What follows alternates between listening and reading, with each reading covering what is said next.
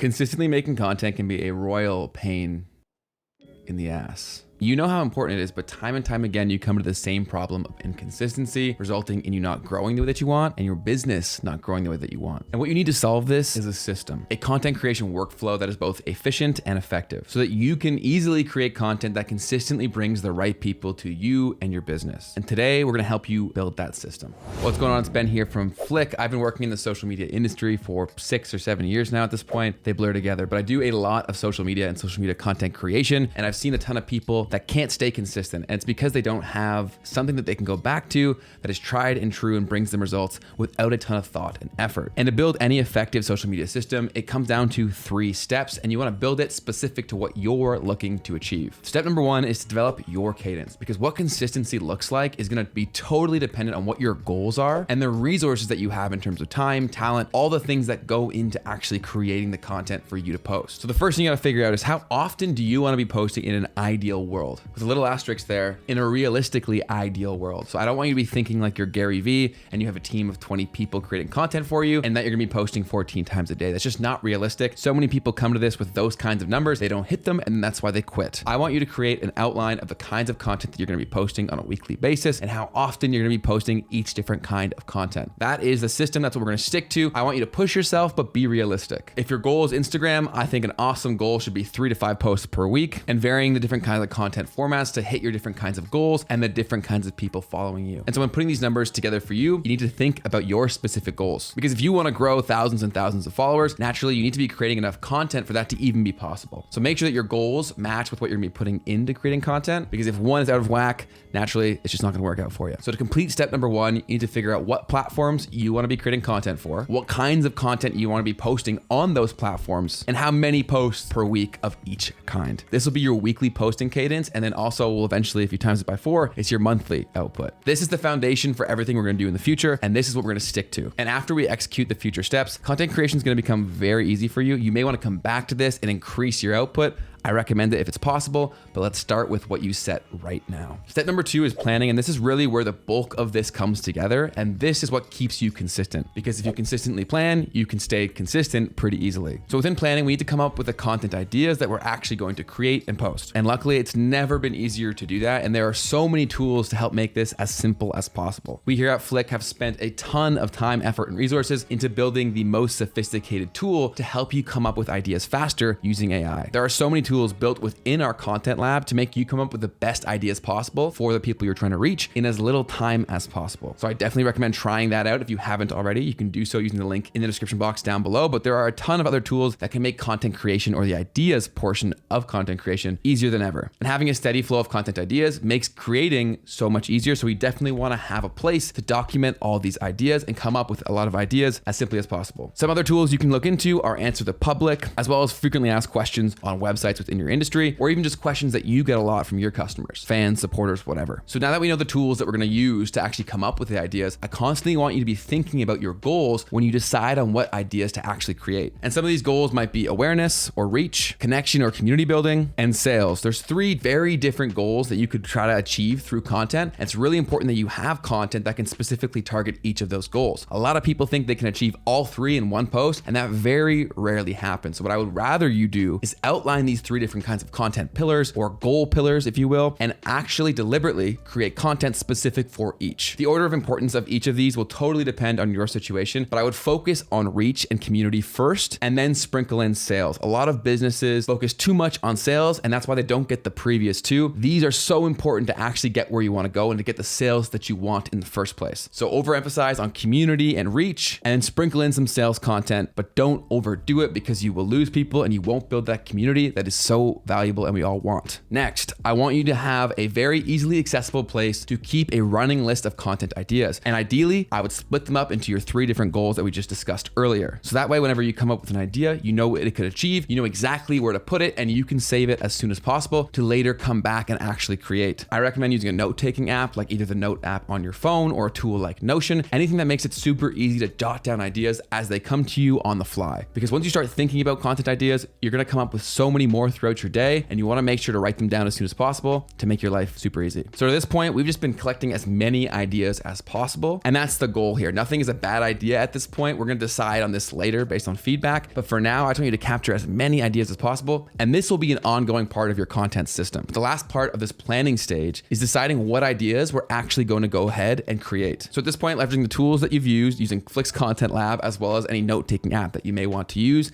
to track ideas, you then want to go through and vet those ideas to see which ones are worth actually creating and which ones are worth prioritizing. So from there, based on your cadence and your goals, we're then going to turn that concept into a great piece of content. And we're going to do that very simply. Once we've selected on a topic, we're then going to work through it in a hook, value, outcome framework. And how do you do this is totally up to you. It can either be in a script or an outline, depending on how you want to create content. But we want to be thinking about those three pieces because that's going to bring us the most results possible. The hook captures someone's attention as soon as possible and really speaks to the ideal audience. The value is the changed state or what actually comes from them consuming that content. And the outcome is what you want them to do next after receiving that transformation. Having this system makes creating effective content so much easier because you're literally just filling in a framework. You have the concept and the idea that we've come to before, and we're just making sure that we have each piece of the puzzle to make sure that we have the best chance of being successful with that idea. So hook, value, outcome. Super easy to remember and very effective. So when creating these outlines, you want to think about the content type that you're actually going to be creating with that idea and who it's going to be shown to. For example, if you're creating a reel, it's most likely going to be shown to new people. So you want to make sure to create understanding that. This is a fairly cold audience. You don't want to go too in depth and lose people that way. But say if it's a long form video, you may want to go far more in depth. So what you're actually creating really does matter in terms of what the hook, value, and outcome really looks like and how much to put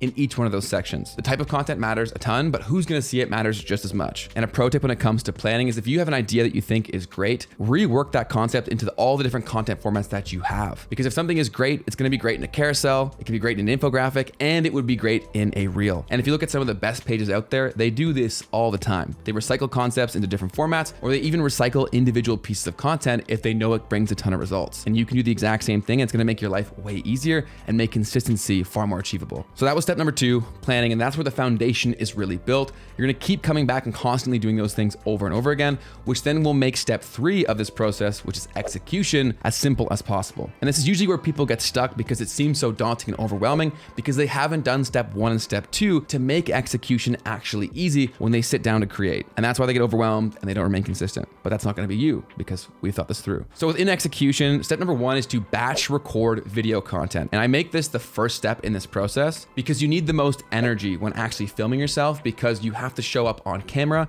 and you want to make sure to put your best foot forward. Whereas if you're creating static content or you're doing graphic design, you don't actually need to be as high energy to create that content because no one's actually seeing you at the time of consuming it. After you finish all the videos, then move forward to creating any graphics that you may need for your content. And don't be afraid to repurpose concepts. If something is great in a video, it can absolutely work in a static piece of content too. Some graphic design tools that I recommend using are Canva, which is a completely free tool that you can upgrade to a paid version, or things like the Adobe suite, really whatever you're comfortable with, whatever makes creation as easy as possible for you. That's what I recommend using. And all these tools are so powerful at this point that you can make amazing looking content regardless of what you're using. So don't get too fixated on what specifically you're using. Just use something that you know you will use. So at this point, you have all your video files. You've created all the graphics that you needed for your static content. Now we're going to actually edit the video content. If you're brand new to video editing, I recommend using CapCut because it's completely free and very easy to use. There's a mobile version as well as a version for your desktop that you can download completely for free. So for graphic design for beginners, I recommend Canva, and for video editing, I recommend CapCut. But do your own research. Any of the options that are out there will absolutely do the job for you. And I recommend doing video editing at this step in the process because this will likely take the most amount of time to work through, but the ideas are still fresh in your mind because you just created both the kinds of content that you wanted. After you've edited all the videos for the month, the next step is to actually batch write out captions for each piece of content. And we have tools to help you with this here at Flick as well. We have a completely free to use caption creation tool that will create custom captions for you for any piece of content, and anyone can access this tool. We've linked it in the description box down below if you want to try it out for yourself. That'll save you a ton of time. And then within the content lab, we have even more tools to make your captions as consistent and effective as possible. Because within the content lab, you can input brand info specific to you and your brand. So that way the AI tool knows exactly who you are, what your goals are, and who you're trying to reach. And it will use that to create the best and most tailored content ideas and captions for any content that you create. And you can definitely do all this by hand if you wanted to, but by using tools that have AI built in, like Flick, especially with the customization tools, it can can make creating content so much easier and make consistency far more achievable. Because if it takes you a tenth or even less of the time to actually create content for the month, you're far more likely to do it. So definitely give tools like this a shot, because if you haven't used this yet and you struggle with consistency, this may be what helps you get to that place. So go through all the content that you've created for the month, write a caption for each piece of content. You can even create groups of hashtags at this time for the content you want to post. And after you've completed all of that with a custom caption that's on brand for you and specific to each piece of content, you can then schedule out all the content for the month using your scheduler of choice. With Inflick, we have a scheduler for Instagram, Facebook, TikTok, as well as LinkedIn, where you can post across all of them from one place. But use whatever scheduler makes the most sense for you after you've completed all of these steps, and then you're good for content for the next month. Then all you have to do is continue to populate your list of ideas and repeat this process once a month to keep getting ahead of things. So we just built out your content system right there, but how you take this to the next level and maximize results is to actually study your analytics. Look at the feedback that the audience is giving you to see what is resonating and what's not. Because as you're doing different experiments, and that's how I want you to view every piece of content, is as an experiment, the analytics that you receive from these tests should dictate what you do in the future. Because if one thing that you tried is working really, really well, you should definitely do a lot more of that, because you're going to be rewarded for doing that. And the opposite is true. If something is just not connecting and not resonating the way that you wanted it to, then you maybe want to do less of this. But on the note of analytics, it's also really important to understand what analytics matter based on your goal for that piece of content. For example, if you knew that you made a piece of content to try to generate sales and it didn't get a ton of reach and engagement, that's to be expected, because it wasn't supposed to be built to reach a mass audience. So make sure to look at the analytics from a contextual perspective to make sure that it actually is achieving the goal that it was created for. Because if you don't think about it like that, something actually may have been very effective for what its purpose was, but the numbers may not be as obvious unless you know how to look at them. And since you're serious about creating content and you now have a content system, this YouTube channel is the perfect place for you, because every single week I make content to help you better leverage content and grow your brand and business the way that you want using social media. So definitely click that subscribe button and then hit the bell button too, so that you and I can talk every single week and we can crush it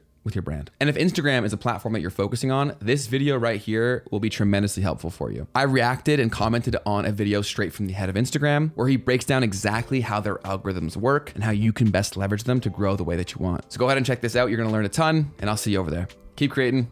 Peace.